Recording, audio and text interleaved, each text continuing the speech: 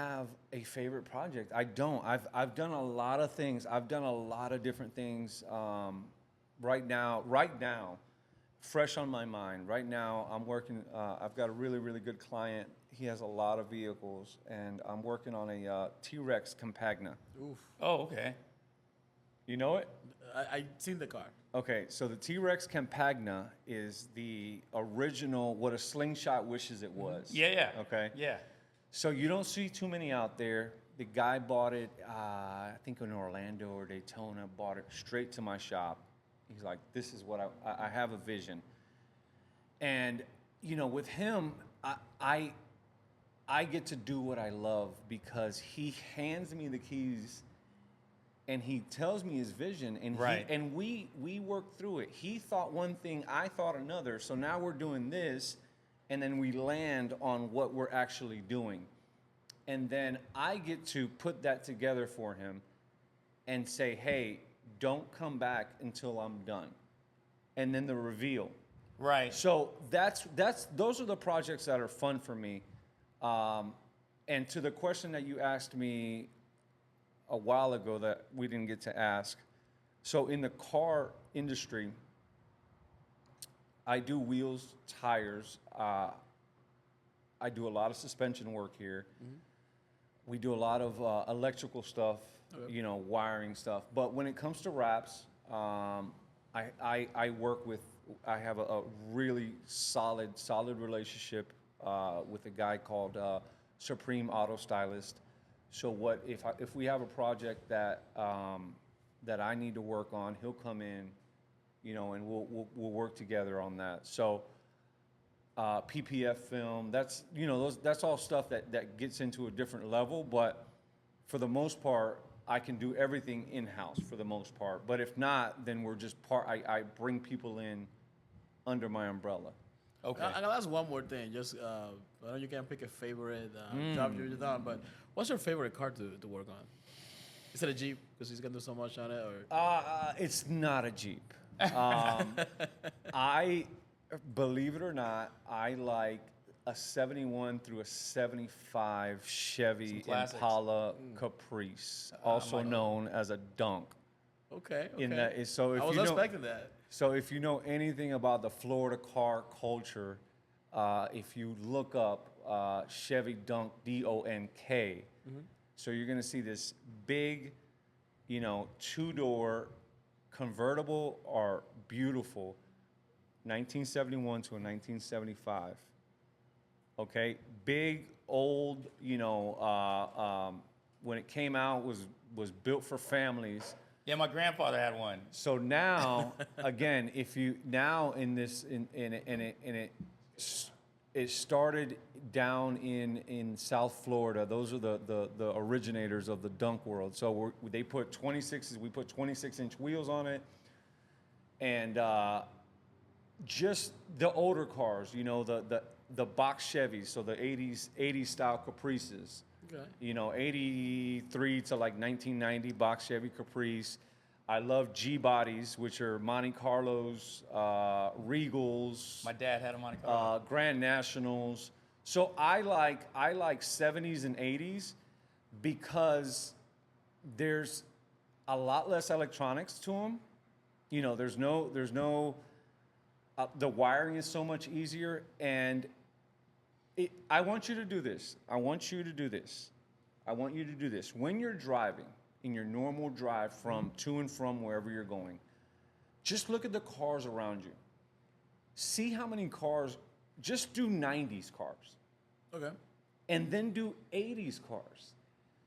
You don't see them anymore. No, See, that's just saying that. Like, So I I promise you, on a daily ride, you might see a handful of 90s cars, just 90s That's cars. true. It's true. You know, so I like those cars because they're more unique. And there's history behind them. Dude, like sometimes you get into a car and you're like, I did I don't know if you guys are familiar, and I'm sorry, I'm going way off. I did a 63. Here's probably one of my favorites because it's one of my favorite cars. Lincoln Continental, 1963. Yeah. You know, the JFK. Yep. Suicide doors. Dude, that car, you open the doors, they're built so good. And so the guy drops it off to do suspension, to do wheels, to do some undercoating, to paint his calipers. You know, he bought it, came from, I think he came from Mississippi, dropped it off to me. And I sit in this car, everybody's gone. This is how nerdy I am. It's like 6:15 p.m., everything's closed. I sit in this car, and I'm like, man, the stories this car has to have. Yeah. I'm sitting in a museum from 1963. This is 2024. Okay? I'm thinking, how many families have sat here? How many like graduations, just little stuff. And like to me, it's like for me to be able to touch that car and do something to it 60 years later.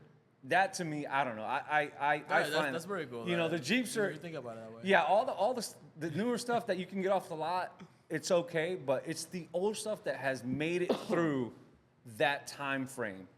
You know, you're still driving this car from 1969. Right. You know, that's to me is like, that's what I like. That's pretty cool.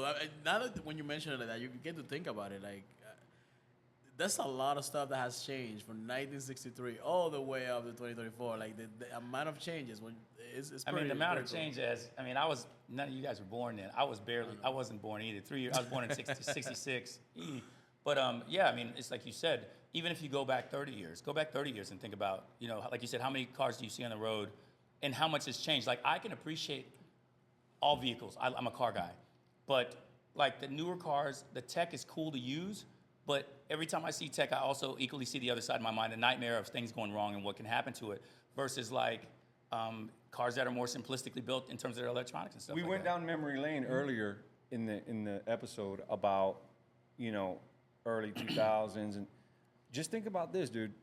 Next year we're going to be 25 years away from the year 2000. Yep. You know, so it's again back to this Lincoln. 1963, I turned it on, AC blowing, cold, ice cold AC, you know, and I'm like, you know, this is a 60-year-old car, man. There's just something to it, man. And then when you can do stuff to it, so those are my favorite, the old cars. That's awesome. Well, let the people know where they can find you. If you have like social media or a website. Yeah, so social media, my wife runs all of that. I stay behind the camera for the most part. It's Wheel Paradise 727 on Instagram, on Facebook. We do pretty well with TikTok as well. We're in the heart of St. Pete. We're Yes, you are. you know Yes, you are. 3 miles away from Tropicana Field. You know, I use that as a beacon, because everybody knows where that's at. Right. 5th Avenue North, which is an exit right off the interstate. So 3331 5th Avenue North in St. Petersburg is where we're at, and hopefully we can help you out. You know, anything. Yeah, thank you so much for letting us use your shop. This is a really cool set for us. Like Beautiful set, beautiful shop. Yeah. You know, you're doing big things. So like you said, like Lion said, thank you for, you know, coming on the show and letting us shoot it out here live, you know. And I just, you know, said to everybody, you guys know I'm a car guy, wheels and tires. we were talking about that. I've been putting wheels on cars since there was Inkies and Kragers and center lines and stuff, like not all the cool wheels that we have now. Doug's had like 30 different cars. I had 4 cars in my lifetime because I get my cars forever. So yeah, this is really cool. It's like, for me, it was a really special episode. Yep. This is a special place with a special guy. So thank you for doing the show. And yeah, I mean, thanks for. Don't forget to like and subscribe. Normally, he takes us home, but I'm gonna do it. He's handling some tech stuff in the background. So don't forget to like and subscribe. Check out the other videos. Check out Wheel Paradise in St. Petersburg. And we'll see you guys in the next one.